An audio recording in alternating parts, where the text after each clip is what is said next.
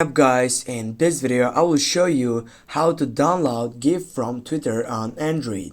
Firstly, before I start with the video session, I need to mention that there is no difference between Android and iPhone. It is the same process. Firstly, you need to go up to your Play Store and there you need to type for tweet to GIF and go and install the application.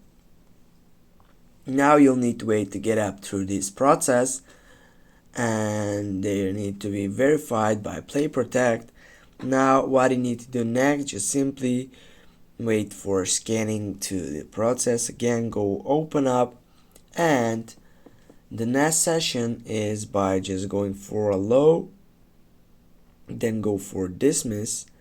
And now what you need to do, just simply go and select a post that you want to get up included in some case.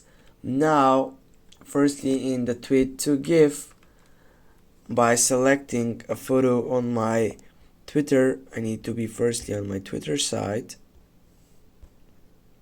and here I need to select, for example, this session by clicking on this site and going on the three dots, going on the save, or I can just go for the share button, and I need to find out the new application, and as you can see there is no option for it. I will go copy link and I will go on this side.